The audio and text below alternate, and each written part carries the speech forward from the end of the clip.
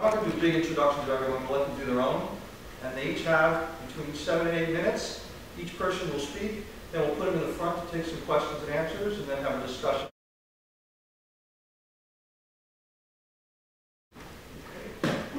Right, I'm Sunil Gupta. I'm going to present the success story of water resources strategy at UAE. And the setting or the focus was how to get more ideas in addressing an acute water shortage in the UAE, because it doesn't rain in the UAE. So I was appointed by the Prime Minister's office to lead a team of scientists, and some of the top scientists in the UAE and the Middle East came in for a 2-day session on creative problem solving. And what happened was very interesting. I'm just going to take you through some of the key points. I set the scene. We got a lot of ideas using the green hat of Dr. Edward de Bono. The green hat is for creativity. Green hat is thinking out of the box. So we got several ideas. We got about 17 ideas on thinking out of the box, on why we need to conserve water and why we need creative thinking around water resources in the UAE. Subsequently, we looked at other lateral thinking examples. We did more fact-finding. By doing a lot more fact-finding, we got international examples of how in climates which were similar to UAE, where there was no water, how were they doing water harvesting, for example? How were they doing agriculture with no water? How are they doing agriculture with no soil, for example? Because more agriculture with soil means more water. So a lot of those ideas that were generated were global examples of other countries, other locations in the world where water resources were being conserved. So about 20 ideas that came. Subsequently, we used the tool of redefinition of problem. We said, how to, in what ways might we, how to do and look at this problem differently. By looking at redefinition of the problem, we actually got 44 different ideas and 44 different perspectives on how to look at this water problem from completely different perspectives. Once we got those 44 different perspectives to the problem of water resources, we used a random word technique. We got a random word purely out of a random process. This random word was hot dog. And using hot dog, we connected hot dog and came up with practical ideas, more divergent thinking on thinking out of the box. So we got 24 ideas using hot dog. We didn't stop. We used another tool. We used a concept fan. That's another of the Edward de Bono tool on generating ideas. Using the concept fan, the team came up with 21 ideas on how to conserve water in the UAE. We didn't stop. We again did divergent thinking with all these ideas. We now use multiple tools in a day-long session. The second day, once they'd mastered the tools, they started using the tools, and we said, now let's do some convergent thinking. What are actionable ideas? And we clustered them into 3 different headings. How to have healthy and cost-effective desalination plants? Because we found with more desalination plants, that is the only way to get water in the UAE. But it's affecting the environment. There's grime that's going back into the sea. That's affecting marine life and a lot of other complications with desalination plant. So lots of actionable ideas now. We got 6 actionable ideas using convergent thinking that could be immediately embodied into a document to be presented to the Prime Minister. We then looked at how to ensure supply of water matches the long-term demand for water, because we want food security in the country. We wanted to make sure that the actionable ideas are subsequently not going to impact agriculture. We want water supply to match with water demand. If supply of water doesn't match water demand, we're going to have crisis. Like we're going to have a food crisis. Food security is going to be under threat. So we got specific ideas again on these 2 clusters. We concluded with lots of ideas during the day. It resulted in an amazing document that was put into action by the Prime Minister's office. A lot of these ideas were implemented in the UAE. It's now 2 years. It's been an amazing success story using CPS for a real-life practical problem. And the Prime Minister's office got so convinced, because this was the first pilot project where actually they'd seen CPS in action, and as they could see the results of this initiative, they said, we're going to go now big time into CPS. The result has been we've got subsequent work done with the UAE government. They put up an innovation portal. They've asked for a lot of tools. The tools have been captured on video. The tools and the relevance of the tools are now being depicted to the government agencies. All of the government agencies are adopting all of the CPS tools. So to conclude, I want to show you a 3-minute clip of one of the tools, that's Scamper, that's doing wonders in the UAE government. The video on Scamper, produced by the UAE government. That's what's happening now in the UAE. All these tools are being put into practice in the government departments. We are doing videos, we are capturing the essence of the tools and making the tools get to actionable results for the government. Thank you.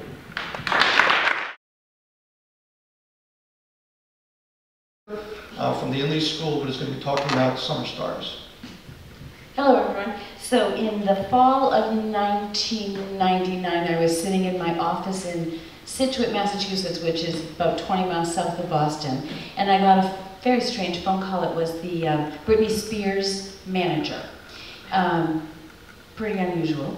And he said that Britney was about to start a foundation. She was 17 years old and probably needed some tax breaks. So I was asked to design something for kids, disadvantaged kids, whether they were from the inner city or from places where the arts were cut, and design a summer program for them, which I did.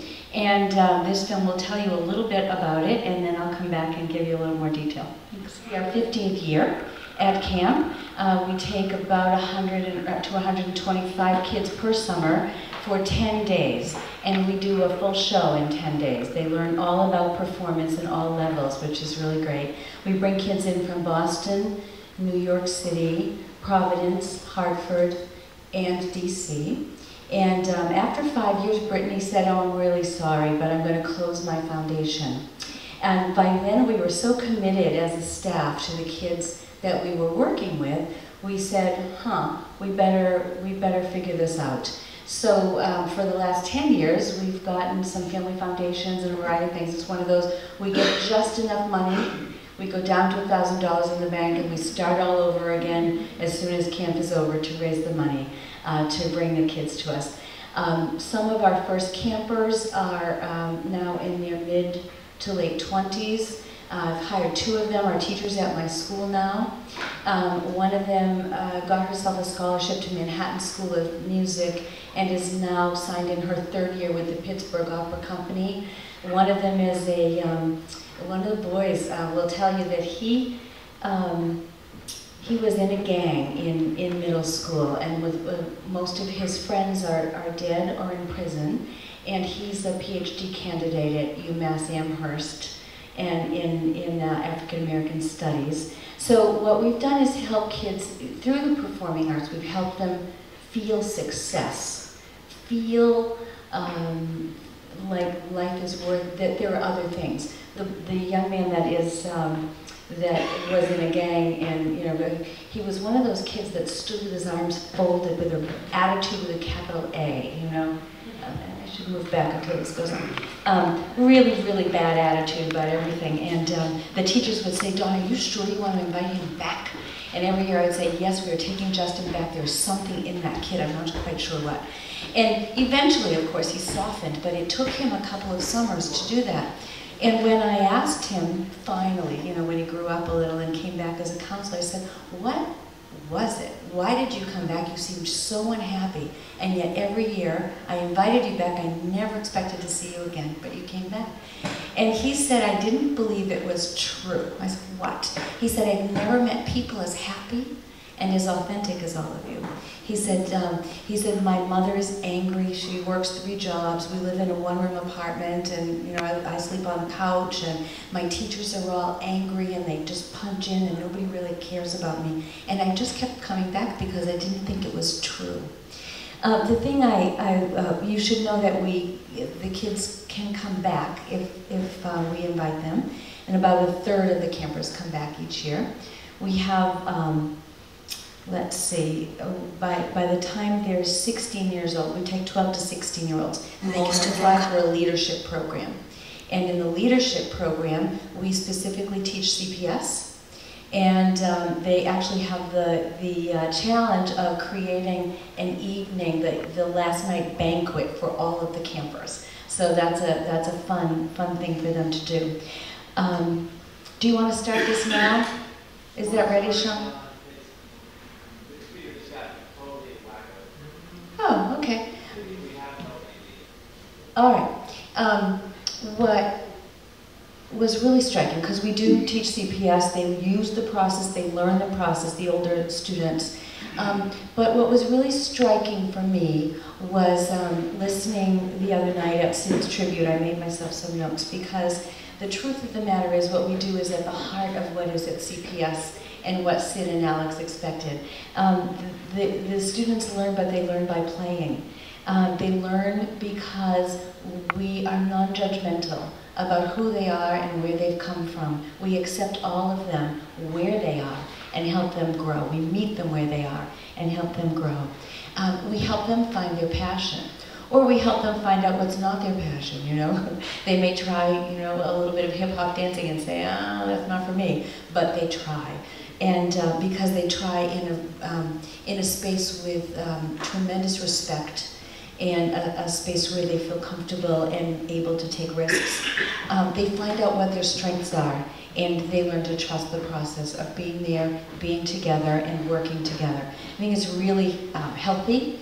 I think it's, and what has happened over time is Usher, I don't know if you know Usher, but Usher has come and used my model and made a camp almost identical to ours in Atlanta. DMC has done the same thing. He visited our camp, and he was adopted, so he's actually made a camp based on our model for kids that have been adopted. So it really has expanded in ways that I never expected. It's quite a remarkable thing. It's not as big and as comprehensive as some of these other projects, but what we are doing is changing by one life at a time and one child at a time and meeting them where they are. Looks like we might get this going, Stephen, is that correct? Maybe not. Trying to think of any other. Oh, we're in the Berkshires in Massachusetts. So that's the other thing. We take the kids out of the concrete and bring them into just a beautiful, beautiful setting. Most of the kids come from families with an income of under $10,000 a year.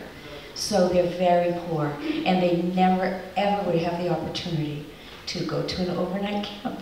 So it's lovely. Other questions? Oh, and we pay for everything. 100% transportation. Most of them come with no sleeping bags or pillows, or we give them everything. And then very often we support them when they get home. We find a teacher, we find someone that will donate a piano if they're interested in the piano lessons, or you know, so on. So it's really, really quite lovely. Up here, the question. Yeah. Up right here.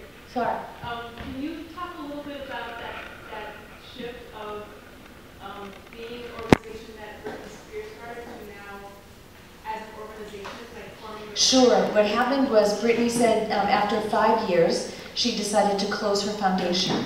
And as I said, we were so committed that we really wanted to say, how do we continue this? I worked with her legal team because I felt that it was my work, but I was under her employ. So basically what they said was I could have what I created, and I made my own nonprofit. So then over time, people like 50 Cent and the Jonas Brothers, because all those foundation people sort of know each other, have sent us money along the way. We've been able to continue. But now all the money just goes to Summer Stars. And then we run a nonprofit, so we have a board of directors, and you know, we do a couple of fundraisers each year, and so on. Yeah. Did you have to reorganize that in terms of the board of directors and all of the operational infrastructure? No, I created that after Brittany left, after year 5, so the last 10 years has been the same organizational structure. Does that make sense? Yes. Yeah. Other questions? No, that's great. All right, they just did 1 minute left. I really hope you can see the film, because you hear the kids talk, and they tell you what the experience is, and they sing and so on. So maybe, Shane, if you get that later, we can show it.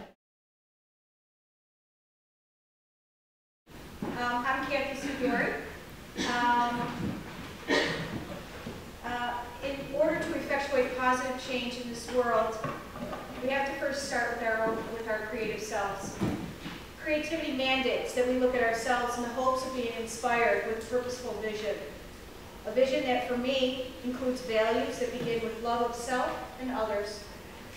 We need to know how we learn and create so we can identify how others learn and create, which allows us to guide, direct, and resolve challenges together. My challenge is how to use applied creativity to battle violence so we can live in a kinder, more peaceful world.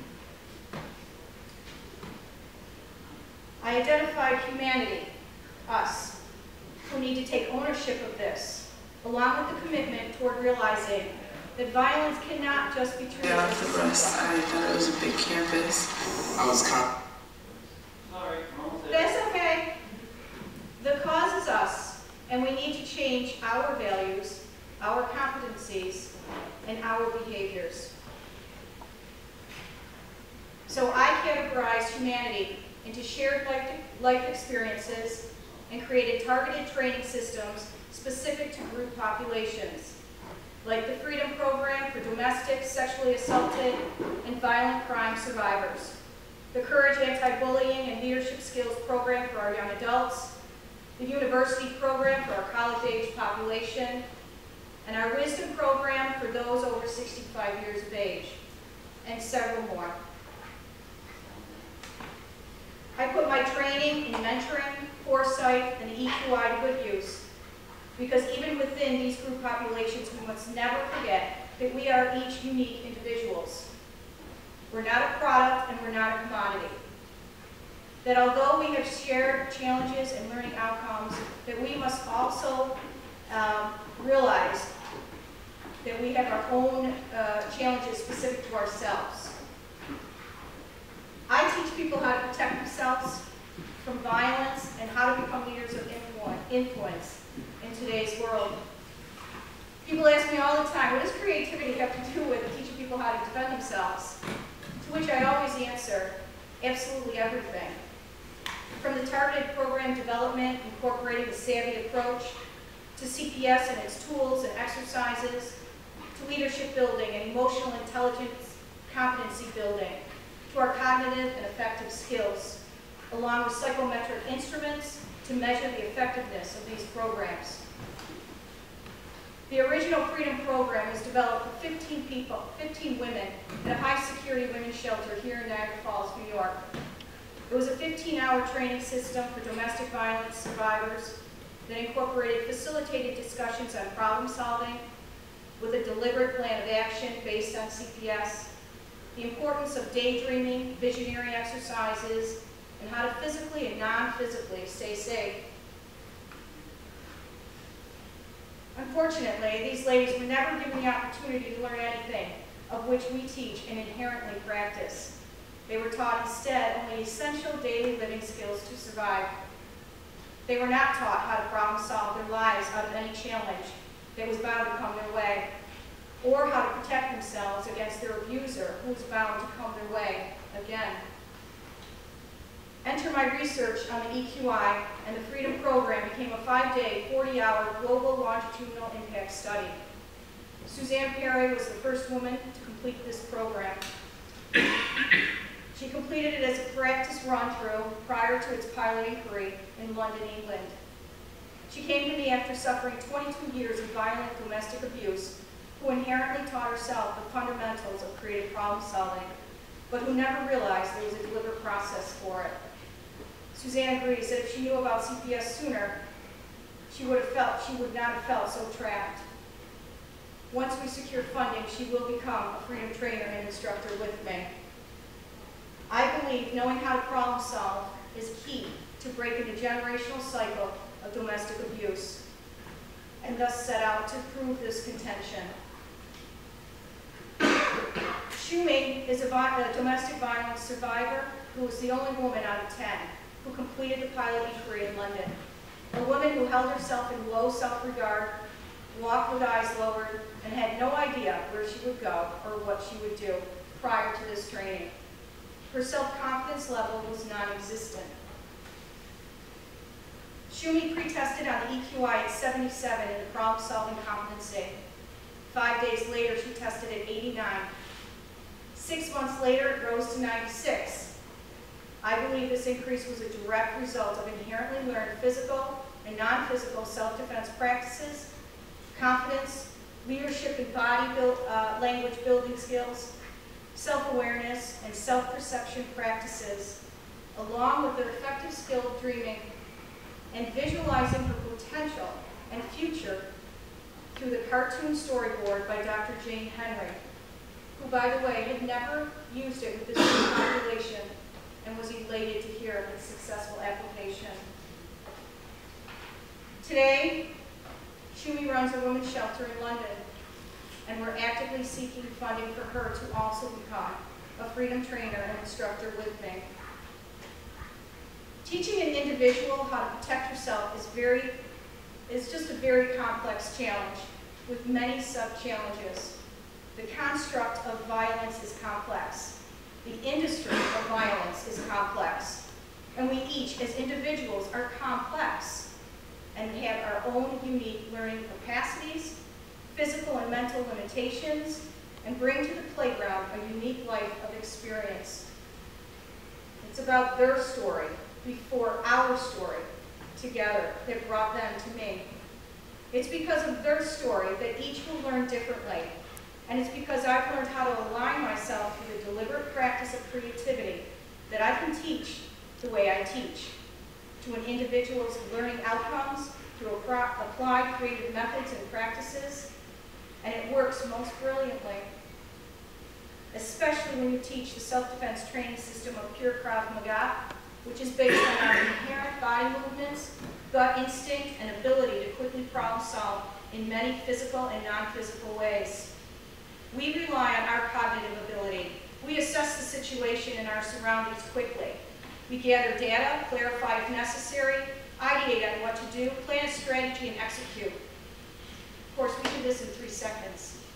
CPS takes a little bit longer, but I think you know what I'm saying. Pure Krav Maga simulates the CPS process, and it's a natural fit.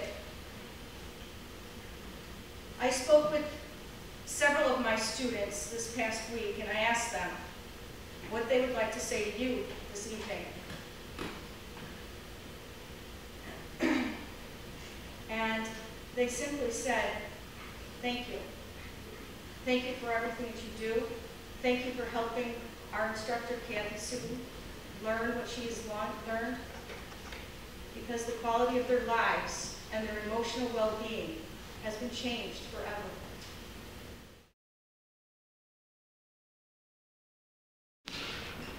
Buenas tardes a todos. James me va a ayudar en la traducción. Mi inglés no es bueno, así que preferí hablar en español, mi lengua nativa. James is going to help me in English because mine isn't so good. I prefer to speak in Spanish, my native language. He's going to translate for me. Gracias. Les voy a hablar de un programa desarrollado en Chile que se llama Metavisión. I'm going to talk to you about a program developed in Chile called Metavision. Es un programa que está orientado a mujeres emprendedoras. It's a program developed for women entrepreneurs. Así que lo primero que voy a hacer es dejarlas con ellas. Les voy a presentar un video que habla sobre lo que ellas vivieron en este programa. The first thing I'm going to do is leave you with a video of them, and they're going to talk about what they do in this program. Bueno, lo primero contarles que este programa se desarrolló en Chile. Chile, si no lo conocen, es un país que está en Sudamérica. The first thing I wanted to tell you, in case you didn't know, is that this program was developed in Chile, which is in South America. Decimos de algún modo que es casi al final del planeta, al final de la Tierra. Es un país largo que tiene por su lado, ¿no es cierto?, el Océano Pacífico y tiene como una muralla fuerte, ¿no es cierto?, que es la cordillera de los Andes. Estamos en esta longitud. We say in a way that it's the end of the world, the end of the planet. It has on one side the Pacific Ocean and the other side of a huge barrier, the Andes. Este programa se desarrolló durante los últimos 3 años en 3 regiones del país. This program was developed over the past 3 years in three areas of the country. En el sur, la Araucanía. en el centro de los Andes y en el centro norte, ¿no es cierto?, la región metropolitana. In the south, Araucanía, in the center, Los Andes. Los Andes, and in the central northern part, Metropolitana. Es un programa que incentiva la cultura de innovación en microemprendedores. It's a program that gives incentive to micro entrepreneurs. Un programa que desarrolla habilidades de visión. It's a program that develops skills in vision, in creating vision. Y está orientado a mujeres jefas de hogar. And it's directed towards women who are heads of household. Las mujeres jefas de hogar, ¿no es cierto?, en Chile, los emprendedores constituyen alrededor del 38% de lo que son los microemprendedores en mi país. The women who are heads of household, who are micro entrepreneurs, are 38% of the entrepreneurs. Sobre 560.000 mujeres microemprendedoras. Sobre 560.000 mujeres constituyen esta categoría. 60.000. 5,600 in this category. El 58% de estas mujeres emprenden por necesidad de fortalecer su ingreso mensual. 58% of these women are doing this in order to increase out of necessity, in order to increase their income. Y desarrollan su emprendimiento en su casa o en ampliaciones dentro de su casa. And they carry forward their entrepreneurship in their house or near their house. Son el soporte económico y emocional de la familia, una familia extendida de más de 6 personas. They are the economic and social support of their family of more than 6 people. Mensualmente perciben un ingreso igual o menor a $350. Monthly, they receive an income of $350 or less. Tienen un alcance de influencia o de impacto en al menos 6 personas dentro de lo que son su grupo de colaboradores o su grupo familiar. They have a scope of influence of at least 6 people among their collaborators or the people they're working with. Al iniciar este programa, Beginning this program, nos encontramos con una línea base que fue sobre la cual intentamos desarrollar estas habilidades de visión. we had a baseline on which we were trying to develop these abilities to have a greater vision. Este escenario, ¿no es cierto?, lo llamamos nosotros el paradigma de la supervivencia y consta de 4 polos.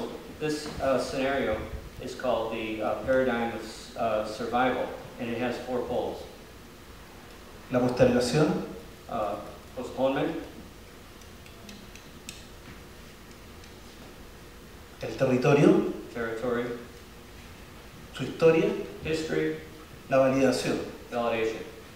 Frente a este escenario, nosotros tuvimos que imponer o sugerir, ¿no es cierto?, un paradigma nuevo para que ellas pudieran desarrollar sus microemprendimientos.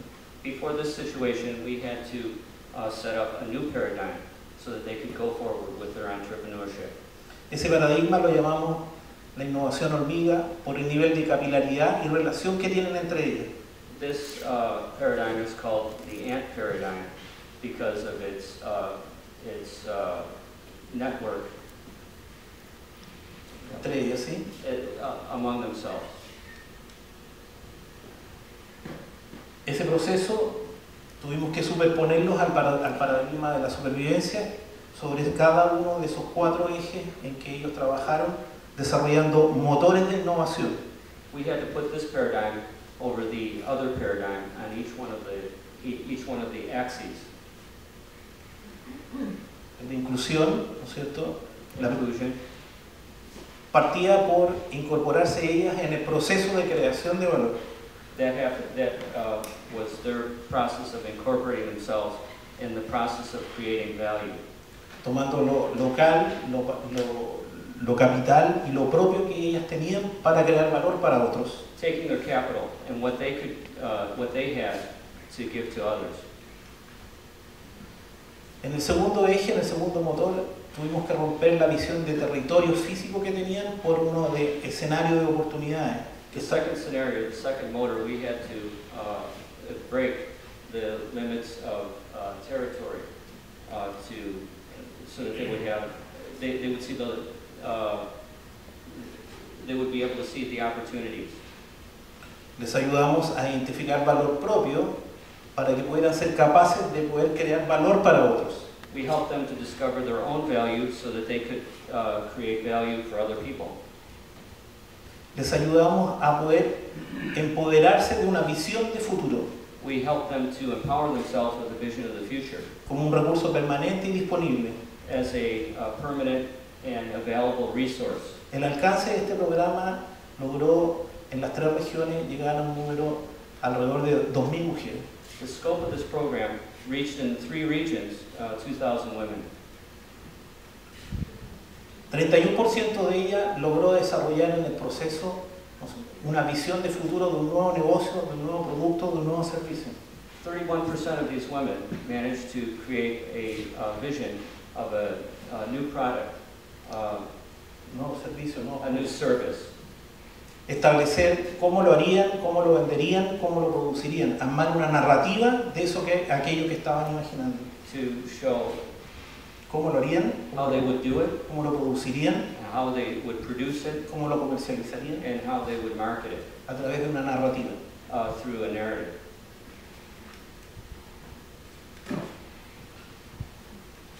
Un porcentaje importante de ellas logró establecer cuál era el nombre y cuál era la identidad de aquello que estaban imaginando como su negocio futuro. A number of them were able to name and also put forward the vision of what they were going to do. Alrededor de un 33% logró materializar la idea generando prototipaje, pero no, sí, 33% were able to create a prototype, logrando formalizar aquello que habían narrado en la etapa anterior.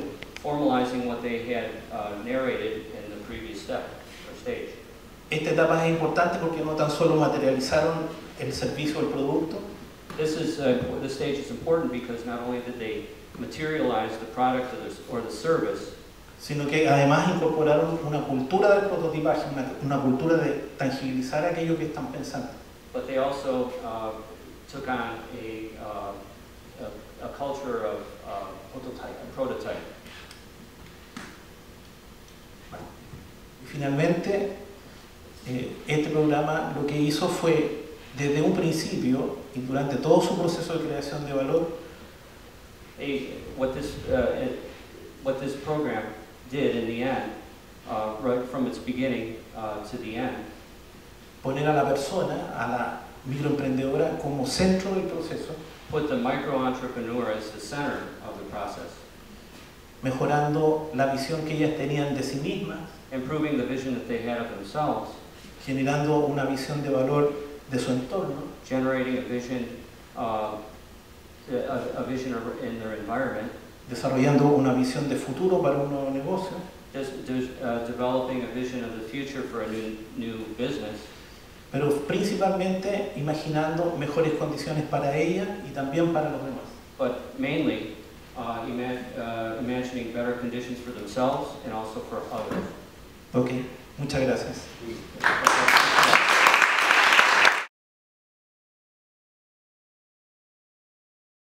That's me and our son Seamus. This is my husband and Jan, so thank you for coming in. So I begin. And the end of the story is all 1,000 people in our New York State Region 1 with developmental disabilities lived happily ever after in their group homes, surrounded by their peers and supported by their families and community.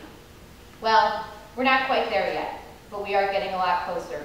You see, our 16-year-old was placed in a group home just before his 12th birthday.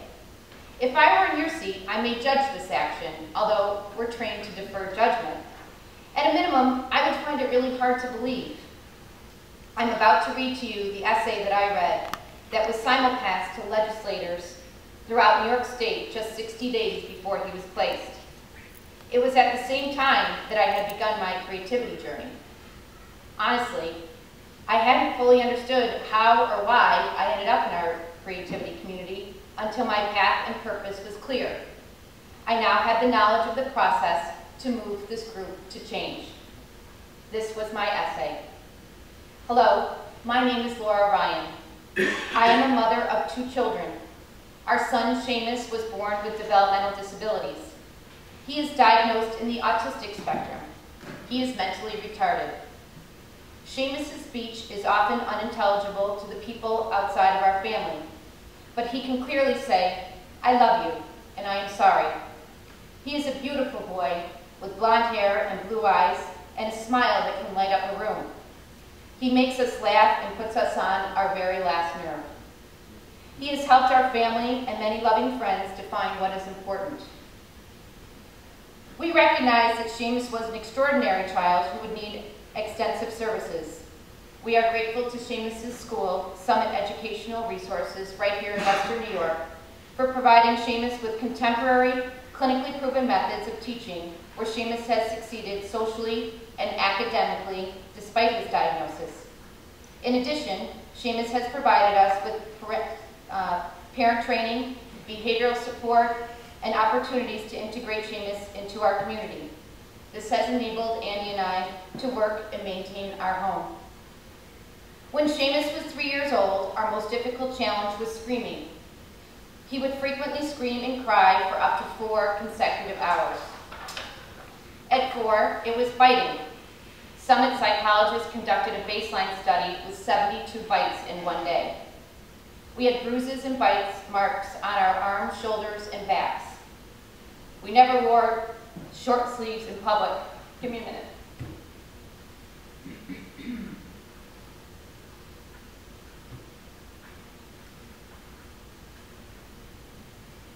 Because we were too embarrassed by the bruises and didn't want to offer an explanation.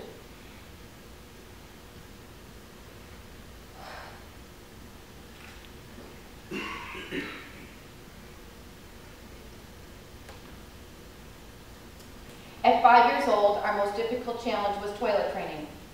Our psychologist helped implement a plan that put Seamus on the toilet every 3 minutes for 30-minute intervals. At 6, bolting. At the time, our legs were longer than his, and we were able to catch him. At 7, we began to see aggression. His short-term goal was to have 33 or fewer episodes of aggression over a 2-month period. Seamus' aggression was defined as thrashing, hitting, biting, pulling hair, and pinching. He was approximately 75 pounds. At 8,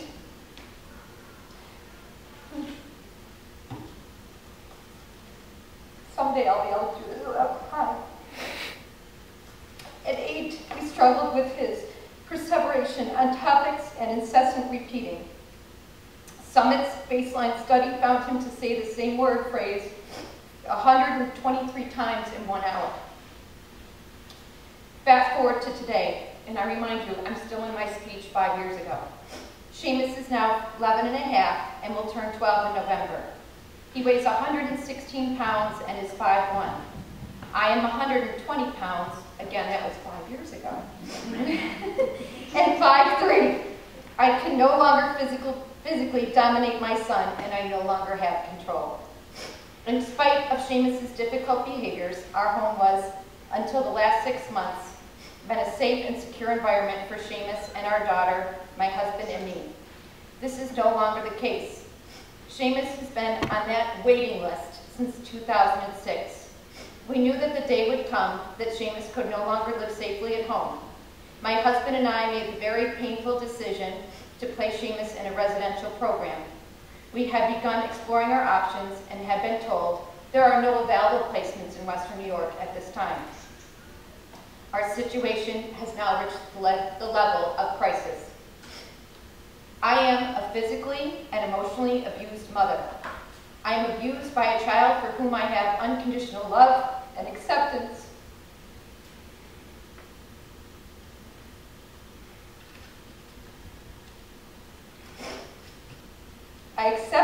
journey and each step that it brings. My journey has taken a new turn. I will work to protect the strongest mothers and fathers, those of us who have the most difficult job caring for a disabled child.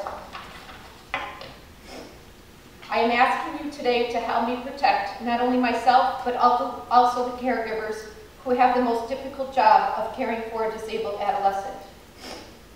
Seamus needs to be placed in a safe residential program where he is cared for by professionals. What is happening to the disabled children who were amply supported by New York State as they were growing up? More importantly, what is happening to their families?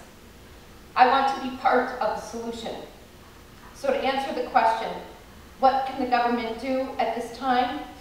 For the most important in our community with the most important needs, the answer is simple. Proper residential placement for adolescent children in crisis with no wait list. That was the end of my speech. Fortunately, my message was heard loud and clear. As said, Seamus was placed in a group home within 60 days. But what about the other 1,000 people just in Western New York that were on the wait list for placement? What about the single parents in this situation, or the families with multiple children with disabilities? I knew I had to pay back this blessing.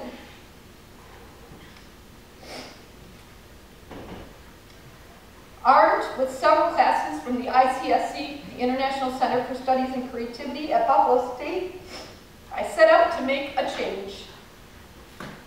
I found a group of fabulous, loving caregivers in the group Johnny, Developmental Disabilities Alliance of Western New York, who were foundering to take charge to get their loved ones placed.